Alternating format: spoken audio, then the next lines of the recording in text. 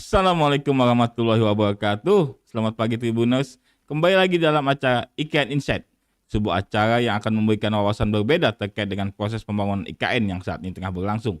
Program IKN Insight sendiri merupakan kerjasama antara Tribun Kaltim serta Ikatan Arsitek Indonesia atau IAI Kalimantan Timur dan didukung oleh Daikin serta Dexon.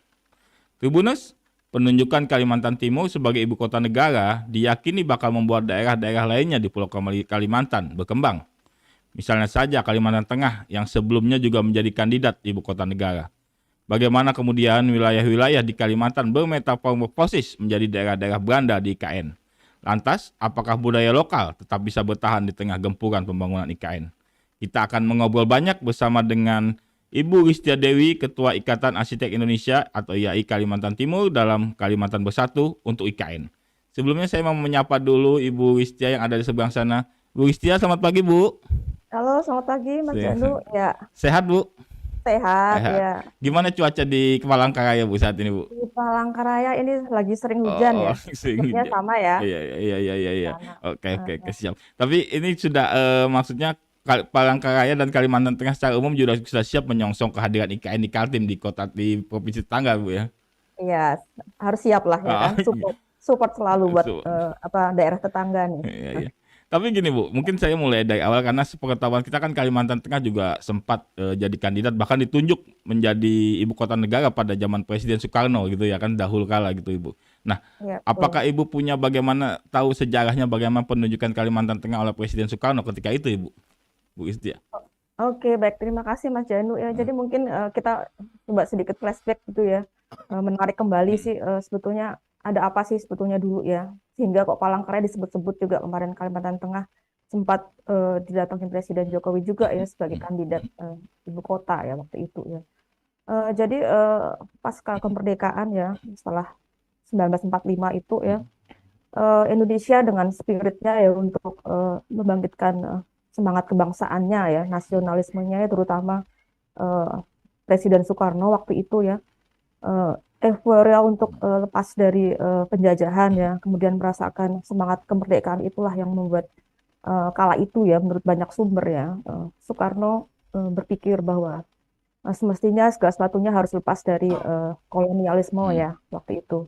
Sehingga setelah pasca kemerdekaan tersebut ya Pak Presiden ini mulai berpikir mencari kira-kira lokasi yang tepat atau daerah yang tepat ya untuk dilakukan ini ya membangun Ibu kota satu baru. ibu kota negara baru ya. Nah, eh, keinginan itu terbersit ya pada saat itu bersamaan juga ya di era tahun 57-an begitu kan ya. Beberapa provinsi sudah mulai terbentuk ya termasuk Kalimantan Tengah waktu itu. Nah, eh, terlepas dari aspek politik begitu ya kan Soekarno ingin ya bahwa ini pembangunan harus merata ya dan dia melihat bahwa Kalimantan adalah betul-betul sentral ya posisinya strategis berada di tengah-tengah Indonesia waktu itu dan beliau melihat bahwa Kalimantan Tengah posisinya memang benar-benar di tengah Indonesia ya sebelum Papua ya Papua masuk ke Gabung ya. Gabung ya Nah, kan. Nah, Gayung bersambut 57 Provinsi Kalimantan Tengah mulai terbentuk. Beliau dengan semangatnya ya untuk mencari lokasi ibu kota yang tepat untuk Indonesia dengan kondisi yang sulit waktu itu ya beliau datang ke Kalimantan Tengah ya ke Palangkaraya tahun 57 ya. Waktu itu masih melewati Banjarmasin ya karena tidak ada akses akses langsung ke ya. ya betul ke Palangkaraya. Nah, sejarah itu cukup kuat ya membuktikan bahwa keinginan kuat spirit untuk membangun ya bebas dari kolonialisme itu dan mencari titik nol yang sebenarnya dari Indonesia. Nah, beliau bergegas ke Kalimantan Tengah waktu itu ya 57. Nah, kemudian lewat Banjarmasin beliau sampai di Palangkaraya waktu itu ya. Nah, kebetulan kondisinya juga cukup sulit ya. Ini ditempuh lewat sungai waktu itu ya, nggak bisa ya, Iya. pesawat belum ada gitu kan. Nah, tiba di sana beliau sudah melihat bahwa kondisi ini Palangkaraya betul-betul nol ya, tidak ada apa-apanya ya kan. Masih Waktu hutan itu belantara gitu Bu ya. betul hutan belantara ya kan. Kemudian dia melihat waktu itu sebenarnya namanya Pahandut ya. Cikal bakal Palangkaraya itu sebetulnya adalah desa ya, desa Pahandut ya yang menjadi embrio kota kita saat ini. Nah, beliau melihat bahwa di Pahandut inilah, di tepi sungai inilah bahwa beliau mulai membayangkan bahwa kota kita ini nantinya adalah kota yang baru, betul-betul dibangun dari nol, sehingga beliau punya harapan, cita-cita bahwa ini bisa merepresentasikan Indonesia ke dunia ya, bahwa ini benar-benar lepas dari penjajahan. Kala itu pikiran beliau adalah seperti itu ya kan. Nah, kemudian beliau melakukan peletakan tiang pancang pertama ya, 17 Juli 1957. Pada saat itu didampingi banyak orang ya kan, tamu-tamu dari luar negeri juga, dari Rusia juga hadir ya. Sehingga beliau ingin memperkenalkan bahwa sebetulnya kalau mau ditarik yang benar ke depan, Indonesia ada di posisi di Kalimantan Tengah ya, ibu kota. Nah, jadi itu adalah latar belakang yang cukup kuat. Indonesia ingin lepas dari aura ini ya, kolonialisme, begitu.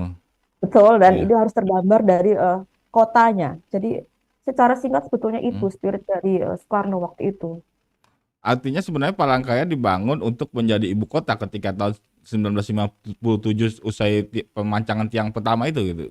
Iya, betul Mas Janu ya. Jadi di 57 itu beliau didamping oleh PU ya waktu itu masih diwakilkan oleh ada Vanderbilt waktu itu juga ya, sebagai arsitek juga ya waktu itu, yang juga merancang kota Banjarbaru di Banjarmasin, Kalsel ya. Nah, didampingi beberapa staf ahli, beliau kemudian menuangkan ide-ide untuk membuat konsep tentang tata kota ya, rancang kota dari kota Palangkaraya. Sehingga kalau nanti kita bisa melihat ya di flashback sejarah master plan ya kota Palangkaraya begitu ya, ini betul-betul kelihatan ya bahwa kota ini memiliki master plan yang cukup rapi ya, teratur ya, betul-betul didesain dari awal ya, karena memang ini seperti lembaran kosong yang harus diisi ya, harus diisi dengan konsep yang kuat, desain yang diinginkan oleh Soekarno waktu itu. Karena sebelum beliau ke Palangkaraya 57 ya, 56 beliau sempat keluar negeri gitu kan, jalan-jalan dulu ya ke beberapa negara yang beliau ingin lihat sebagai studi banding gambaran bagaimana sih akan membangun kota baru ya bagi Indonesia ke depan. Nah, dari hasil jalan-jalan itulah beliau menuangkan konsep-konsep tersebut di kota kita di Palangkaraya ya. Apalagi Bung Karno kita tahu juga seorang arsitek gitu Ibu ya. Betul, beliau adalah arsitek ya. Jadi semua keinginan beliau, gagasan itu betul-betul bisa beliau wujudkan di dalam konsep master plan Kota Palangkaraya waktu itu. Dan sampai sekarang masih ada ya rancangan awalnya, kemudian bagaimana perkembangan sampai sekarang itu masih bisa dideteksi jejaknya. Jadi itu. Terus Bu, kemudian apa kemudian efek bagi Kota Palangkaraya seusai pernyataan Soekarno yang ingin menjadikan Kota Palangkaraya sebagai ibu kota? Dampak ke depannya apa pembangunannya Palangkaraya itu seperti apa Ibu efeknya itu?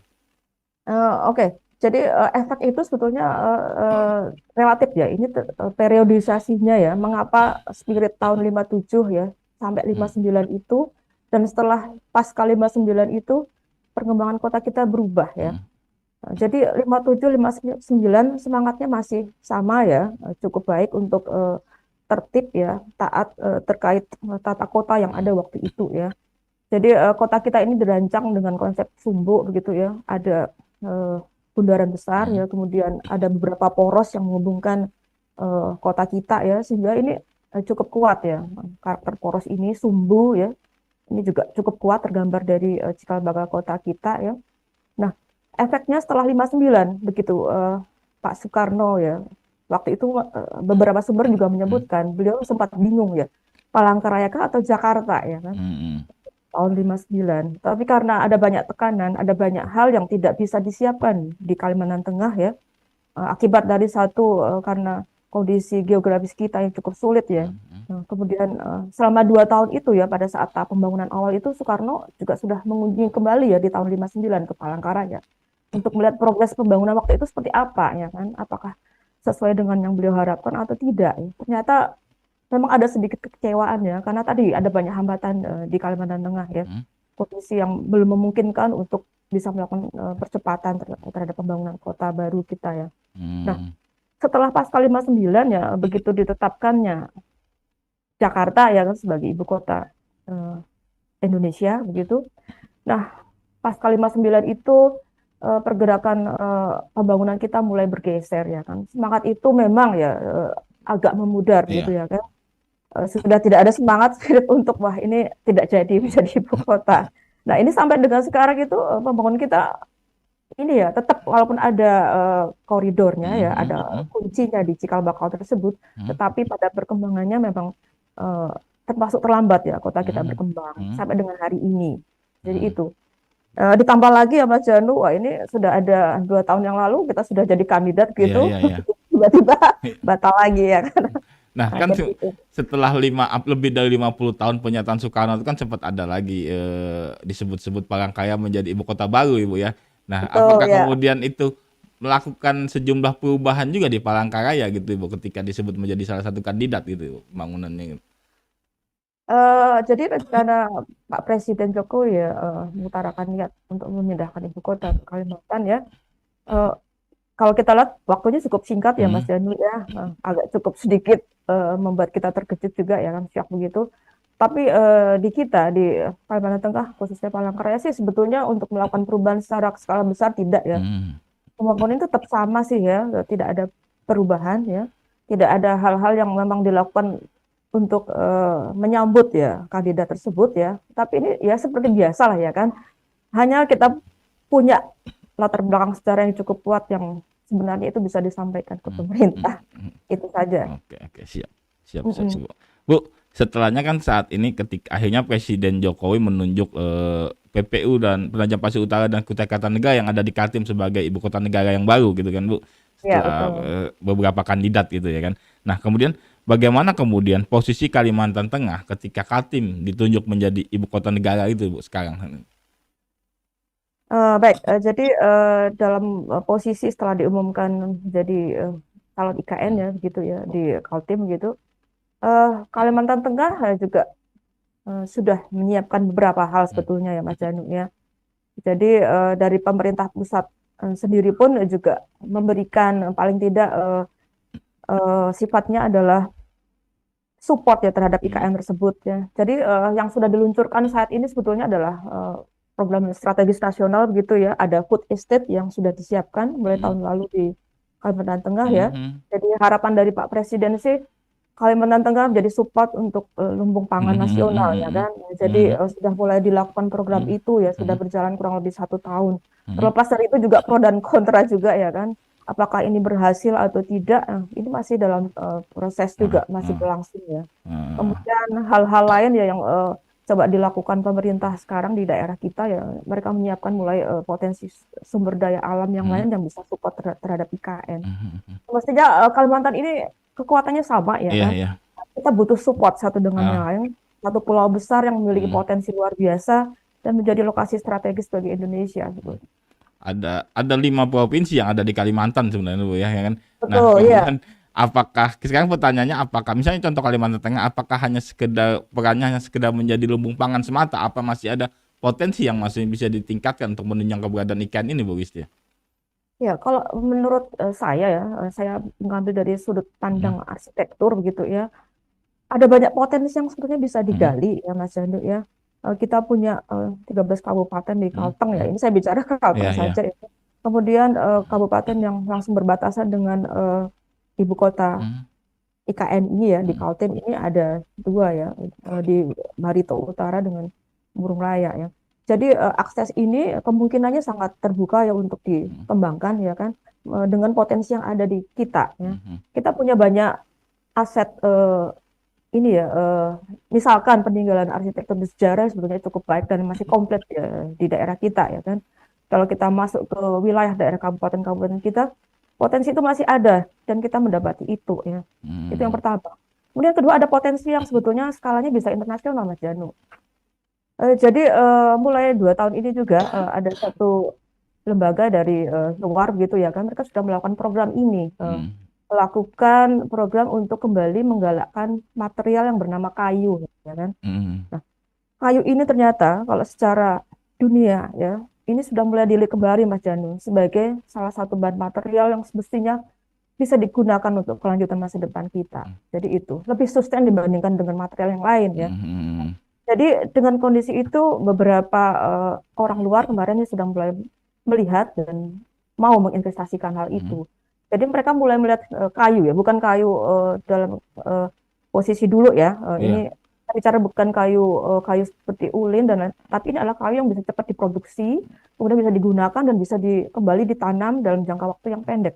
Oh, Jadi ini adalah hutan produksi. HTI gitu ya, hutan taman industri mungkin seperti itu Bu Betul. istilahnya. Dan sekarang yang lebih mau dikembangkan adalah ini jenis kayu sengon ini Mas Iya, Janu. iya, iya, Mungkin di iya. Kaltim saya nggak tahu di Kaltim apakah Ah, ada juga ah. ya, tapi yang jelas itu sih.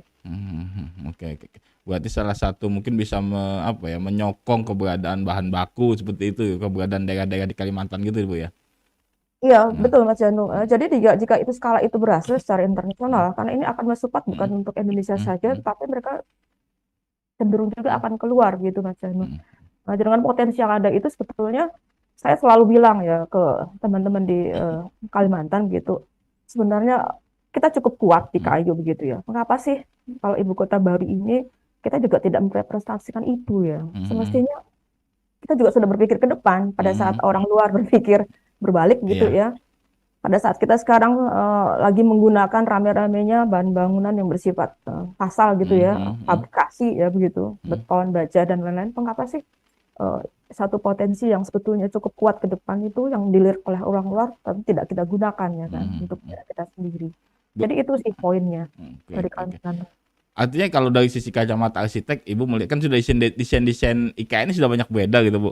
Apakah itu Betul. masih merefleksikan budaya-budaya lokal atau bahan baku lokal sebenarnya yang beredar ini, Bu, gitu, Bu Isti ya? Kalau di IKN sendiri. Boleh, kalau saya boleh berpendapat ya, saya ini adalah asli ya orang Kalimantan Tengah gitu Hmm, ya, iya. Palangkaraya begitu. Memang semestinya pesan pesan penting itu harusnya bisa direpresentasikan terhadap Hmm, desain yang ada sekarang. Kalau kita bisa melihat ya desain sekarang, ya itu tadi kecenderungannya adalah standar gitu hmm, ya kan. hmm, Kemudian kalau saya perhatikan juga dan kalau saya boleh menilai, hmm, hmm, ternyata unsur-unsur lokalitas kita juga hilang sebetulnya ya kan. hmm, Walaupun itu ada di beberapa bagian ornamen, kemudian hmm, ada konsep forest city dan hmm, lain-lain, hmm, tetapi poin yang utamanya itu spiritnya itu saya lihat masih belum bisa tergambarkan dengan cukup maksimal dan hmm, baik gitu. hmm, hmm. Bagaimana dengan unsur-unsur misalnya etik-etik Kalimantan gitu? Apakah sudah tergambar Ibu di desain-desain yang sekarang gitu? Eh, Kalau itu secara garis besar ya Mas Janu ya, hal-hal seperti itu sih prosentasinya cukup kecil ya Oh ya, menurut saya gitu ya kan.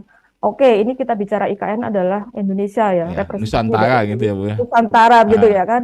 Jadi tidak boleh kita menggambarkan itu adalah Kalimantan. hmm, Tapi yang perlu diingat adalah bahwa pesan dari pulau kita, hmm, hmm, Kalimantan ya, semestinya juga harus tergambar di sana. Pada saat ibu kota berada di Jawa ya, jadi seluruh potensi yang ada di sana juga akan tergambar ya kan. hmm, Tapi hmm, kalau hmm, di tempat kita semestinya itu juga cukup kuat ya. hmm, Saya masih membayangkan ya, kemarin juga ada pendapat dari beberapa teman dari Jepang gitu ya. Loh, kok IKN dibangun seperti itu misalkan ya. Kenapa tidak memunculkan unsur-unsur lokalitas yang lebih kuat ya hmm, kan? hmm, Kok tidak menggunakan bahan-bahan yang memang ada di posisi di hmm, sana hmm, gitu hmm, ya, di hmm, tempat kita. hmm, Sehingga kedekatan terhadap alam yang hmm, kemudian isu-isu lingkungan itu lebih bisa hmm, tercover hmm, di hmm, desain hmm. yang baru ini. Hmm. Pertanyaannya kan sekarang mengapa unsur kayu yang sebenarnya merupakan bahan baku asli Kalimantan itu memang kurang dieksplor gitu apa seperti itu Ibu? Betul, betul Mas Janu. Ini hanya karena alasan bahwa sekarang susah mendapatkan kayu ya. Semestinya itu adalah pemikiran yang bisa dirubah ya. Kalau Hmm, ada niatan kita untuk merubah mindset kita seperti itu akan bisa ya ke hmm, depannya. hmm, hmm, Tadi dengan adanya beberapa alternatif ya, ada beberapa jenis pohon yang bisa digunakan untuk produksi begitu ya. hmm, Dan rentang waktu 7 tahun dia bisa diambil ya, kemudian diolah secara industri juga ya kan. Nah, sebetulnya hal seperti itu bisa diselesaikan dengan teknologi juga ya. Tetapi hmm, sumber utamanya adalah kayu ya. hmm, hmm. Jadi itu adalah representatif yang sangat kuat ya. Hmm. Kelokalan kita ada di sana sebetulnya. Bu, apa saja sih misalnya keunikan misalnya arsitektur berciri khas Kalimantan gitu tuh, Bu, selain mengedepankan unsur kayu gitu Bu?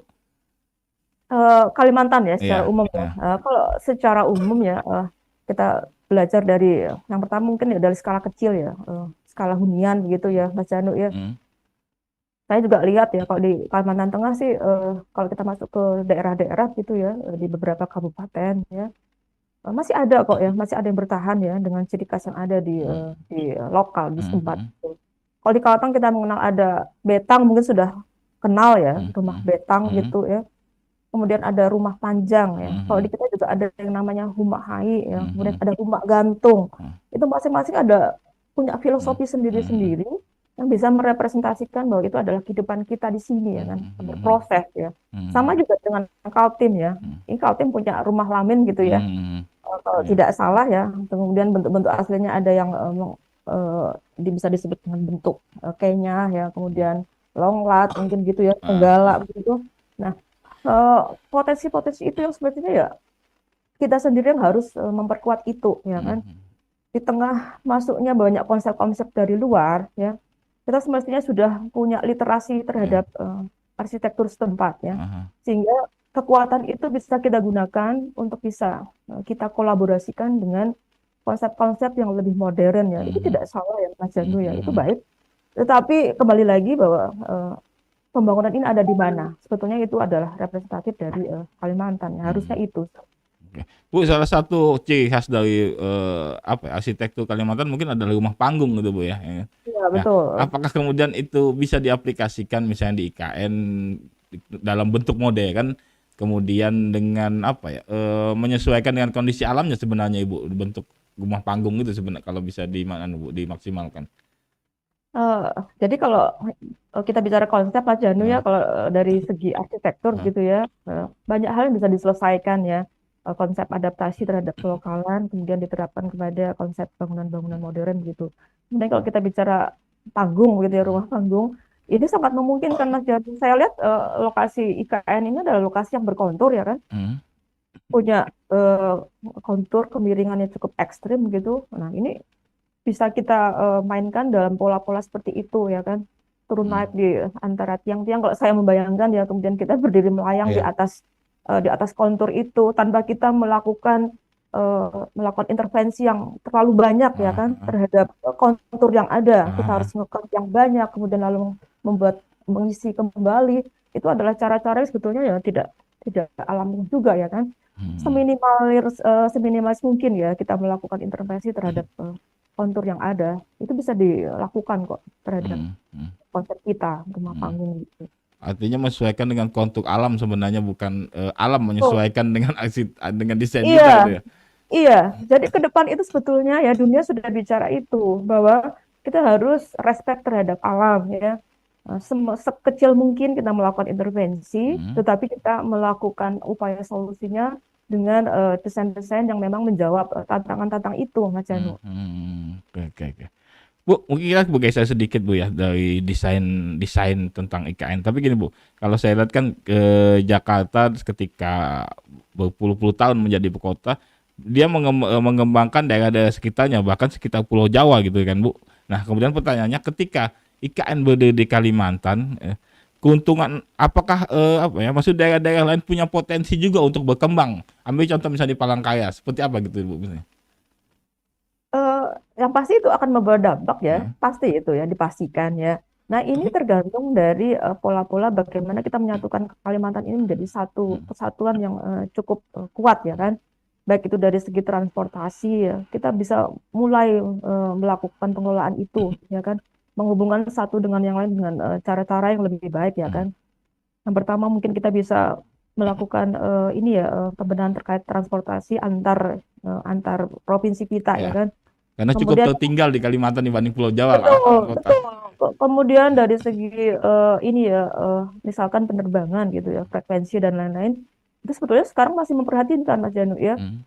Bisa dibayangkan ya, misalkan saya dari Palangkaraya harus ke Kalimantan Barat atau ke Kaltim, saya harus keluar dulu ke Pulau Jawa, Iya, ke Jakarta dulu gitu ke gimana Jakarta gitu. dulu ya kan, lalu kita Iya, harus balik lagi ke Kalbar atau ke Kalti. Kaltim. Heeh. Itu kan satu hal yang tidak strategis sebetulnya. Mhm. Nah, justru kekuatan Kalimantan itu harus menyuarakan itu Mhm. bahwa semestinya ya efek itu harus dirasakan oleh semua eh, provinsi yang ada berada di seputaran IKN ya. Mhm. Jadi kita bisa terhubung dengan baik ya, Mhm. kemudian intensitasnya juga bisa cukup tinggi. Mhm. Lalu kemudian beberapa infrastruktur yang mendukung supaya ke depan ya beban dari Kaltim juga tidak terlalu berat ya Mhm. terkait progres nanti. Saya nggak tahu ke Iya, depannya, saya iya. tidak bisa memprediksi ya. Semoga pengendalian terhadap pembangunan IKN ke depan itu cukup-cukup bisa lebih ketat, ya kan? Kita nggak mau seperti Jakarta gitu. Saya nggak mau membayangkan Ah, itu Jakarta ada di Kaltim gitu kan. Yang pasti kota itu bisa lebih nyaman dan kita tetap merasakan bahwa kita hmm, berada di Pulau Kalimantan. Artinya kita tidak kehilangan kearifan lokal sebenarnya gitu Bu ya. Iya, betul. Heeh. Itu yang harus dijaga dengan Hmm, kuat oleh kita yang ada di sini ya, hmm, sebetulnya ya Mas Janu ya. Terlepas dari bahwa efek itu memang nggak bisa kita hindari ya hmm, kan. Tapi kita bisa mempengaruhi itu, bisa memberikan saran itu dengan kita memperkuat literasi kita, hmm, dokumentasi kita terkait arsitektur yang ada di pulau kita gitu ya. hmm. Nah, bagaimana kemudian caranya Kalimantan Timur secara khusus atau Kalimantan secara umum mempertahankan kearifan lokalnya gitu di tengah maksudnya gempuran kan apa ya pengambil kebijakan itu masih berpusat di Pulau Jawa kan di tengah pembangunan IKN ini Bu ya kan. Bagaimana kemudian Kaltim dan Kalimantan tetap mempertahankan kearifan lokalnya gitu. Iya, saya pikir ini adalah kerja bersama ya Mas Janu. Ini tidak bisa parsial saja, sendiri-sendiri begitu ya kan.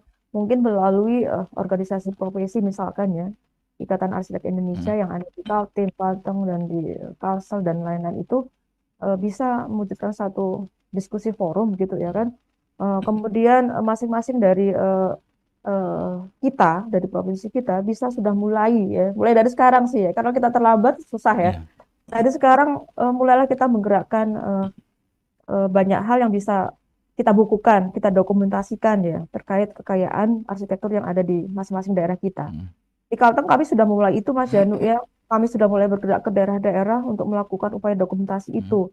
Supaya apa? Jangan sampai orang luar datang bawa konsepnya sendiri, kemudian eh, dengan ketidaktahuannya lalu hmm, melakukan konsep-konsep itu hmm, di tempat kita. Di hmm, saat kita punya literasi itu, punya dokumentasi itu yang cukup baik dan akurat gitu ya, itu akan menjadi modal ya buat hmm, hmm, pengambil kebijakan ya, misalkan pemerintah daerah ya, wali kota ataupun Pak Bupati atau Pak Gubernur untuk membawa bahan ini mungkin ke pusat misalnya gitu hmm, Mas Janu ya untuk menyampaikan ini loh kami ada di sini gitu ya kan bahwa hmm, ini adalah konsep kami, kearifan lokal kami ada di sini ya. hmm, Kalau kita nggak membawa konsep-konsep itu, kemudian dokumentasi itu, literasi itu, susah Mas Janu. Kita akan bicara apa ya kan?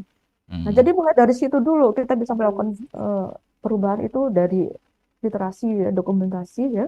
Nah, itu jadikan pegangan ya buat hmm, pembangunan ke depan. hmm. Sebetulnya itu. Bu, prediksi Ibu nih Bu, apakah Kaltim atau Kalimantan akan kehilangan kearifan lokal dan atau identitas lokalnya ketika nanti IKN berdiri karena kita tahu Jakarta sebenarnya menjadi sebuah kota metropolitan gitu ya kan.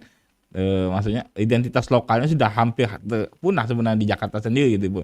Apakah itu hal itu bisa terjadi di Kaltim atau Kalimantan secara keseluruhan gitu? Mas Janu, mungkin ini kalau soal prediksi akan cukup sulit jawab ya. Ini kan tergantung ini ya, tergantung banyak hal ya kan. Yang pertama pastilah tentang politik ya kan, Mas Janu ya. Jadi kalau kita lihat kronologis bagaimana politik itu mempengaruhi kebijakan terhadap pembangunan gitu ya, itu cukup kuat ya, cukup tergambar ya kan. Pada saat pemimpinnya mengatakan A, pastilah pada saat itu terjadi pembangunan bersifat A. Tapi pada saat next berikutnya tidak memimpin lagi, terjadi perubahan ya. Nah, hal seperti itu ada dua kemungkinan. Yang pertama akan bisa terjadi ya kan. Lama-lama kita akan kehilangan jati diri kita, identitas kita ya. Jika tadi dengan catatan tadi ya bahwa kita tidak siap ya. Orang-orang lokal sendiri tidak melakukan apa-apa ya kan. Hanya bisa membiarkan hal itu terjadi tanpa memiliki ini apa ya dokumen otentik atau apapun yang bisa dibawa ya untuk memperkuat konsep kita sendiri di sini ya. Yang kedua bisa jadi akan kuat ya. Baliknya ya, arisan lokal tetap ada jika hal itu bisa disampaikan secara baik ya, baik itu ke pemerintah pusat, pemerintah daerah ya kan, untuk bersama-sama mulai menyelamatkan lah ya kan apa yang tersisa, yang apa yang masih ada di daerah kita. Sebetulnya itu ada dua kemungkinan Mas Janu. Artinya perlu political will juga dari pemerintah sebenarnya gitu Bu ya. Sangat, sangat sekali. Itu sudah terjadi di mana-mana ya kan, bahwa bagaimana pengaruh itu cukup kuat mempengaruhi progres pergerakan pembangunan di ya khususnya di Indonesia gitu ya. Bu, apakah perlu misalnya pimpinan-pimpinan di Kalimantan, provinsi-provinsi di Kalimantan membuat sebuah forum khusus misalnya gitu Bu, untuk bagaimana mereka punya posisi tawar tinggi terkait dengan adanya IKN di Pulau Kalimantan gitu Bu. Iya Mas Janu, saya pikir forum-forum seperti itu diperlukan ya.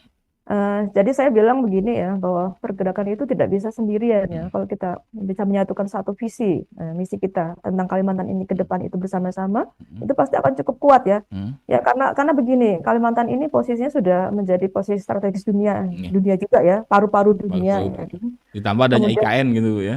betul dan orang-orang luar sudah mulai Hmm. khawatir, wah ini jangan-jangan ABCD ya kan, jangan-jangan ini akan menambah kerusakan ekologi kita. Hmm. Padahal Kalimantan ini adalah harapan dunia sebagai penghasil eh, oksigen gitu Oksigen ya kan. ya. Nah, ini menjadi kekhawatiran-kekhawatiran sebetulnya harus kita jawab Hmm. bersama-sama ya. Dan itu harus dijaga Ya, sebetulnya Mas nah. Jani. Oke, siap, Pak. Bu Isti, mungkin saya minta statement terakhir dari Bu Isti soal IKN, keberadaan IKN dan posisi Kalimantan sendiri secara keseluruhan dengan adanya IKN, Ibu. Oke, baik. Terima kasih Mas Janu ya. Jadi dari saya ya sebagai orang yang tinggal di Kalimantan Hmm. Tengah gitu dan melihat progres pembangunan dan rencana-rencana yang sedang terjadi saat ini ya. Jadi mungkin ada beberapa hal yang bisa kita ambil di sini ya. Hmm. Jadi yang pertama ya, kita semestinya melakukan preservasi terhadap natural topografinya ya kan. Ya, kita jangan melakukan banyak intervensi terkait kondisi topografi yang sudah ada ya kan. Senatural mungkin kita melakukan intervensi itu. Hmm. Kemudian yang kedua kita harus meminimalisir ya kan terkait intervensi tadi ya. Hmm. Kalaupun ada pekerjaan cut and fill semestinya harus diminimalisir ya. Hmm. Jangan terlalu banyak ya melakukan intervensi itu. Hmm. Kemudian potensi yang ada terkait alam, rawa, kemudian perairan kita Hmm. ya kan. Itu harus digunakan dengan baik dan dikelola dengan baik ke depan ya. Jadi ini jangan sampai ini menjadi bencana baru ke depan. Hmm. Dan yang selanjutnya makna kebangsaan nasionalisme yang tergambar di IKN Kaltim itu mesti menggambarkan juga bahwa kearifan lokal yang ada di Kalimantan itu mestinya cukup kuat ya dengan alamnya yang berlimpah gitu ya kan. Kemudian jangan lupa bahwa konsep pembangunan yang berkelanjutan adalah konsep pembangunan yang benar-benar memikirkan potensi sumber daya alam yang ada di tempat gitu. Nah, kemudian jangan lupa juga bahwa material-material ke depan yang lebih sustain sebetulnya adalah kayu. Itu pesan dari kami sih. Dan kemudian bagaimana daerah-daerah lain sebagai daerah-daerah yang bisa menjadi penyangga IKN ini bisa berkembang juga. Jadi kita akan terus melakukan upaya masing-masing daerah untuk memperkuat kearifan lokalnya ya, kemudian terus membangun budaya literasi, dokumentasi yang baik ya, supaya itu menjadi pegangan pedoman kita ke depan di dalam melakukan pengendalian terhadap pembangunan yang berjalan di IKN saat ini. Oke, siap. Artinya keberadaan IKN membuat Kalimantan secara keseluruhan menjadi lebih maju, tapi juga tidak kehilangan identitas lokalnya. Konklusinya seperti itu mungkin, Bu Istia ya. Ya, setuju Mas Janu ya. Jadi tetap ingat pembangunan boleh tetap berjalan, tetapi harus berimbang ya dengan kearifan lokal yang memang masih ada di daerah kita. Gitu itu. Oke, siap. Bu Istia Dewi, terima kasih banyak atas waktunya kita hari ini, atas input-input dan masukan-masukannya. Semoga keberadaan IKN benar-benar menghadirkan kesejahteraan bagi kita bangsa Indonesia dan rakyat Kalimantan khususnya Bu Dewi, Bu Istia. Iya, baik. Terima kasih Mas Janu. Harapan yang sama dari kita juga ya. Siap. Sehat selalu Bu Istia dari kami. Sekali lagi terima kasih. Ya. Tribuners, keberadaan IKN pada awalnya dicanangkan untuk menyebarluaskan dan menyamaratakan kesejahteraan bagi seluruh rakyat Indonesia. Nah, sekarang kita tunggu apakah IKN bisa menjadi tonggak dari sejahteranya bangsa Indonesia untuk masa depannya. Akhirnya, saya Januar pamit dari IKN Insight edisi kali ini. IKN Insight sendiri merupakan program kerjasama antara Tribun Kaltim dengan Ikatan Arsitek Indonesia atau IAI Kalimantan Timur, serta didukung oleh Daikin dan Dexon. Sekali lagi, saya pamit. Sampai jumpa di IKN Insight pekan depan. Salam Ibu Kota Negara.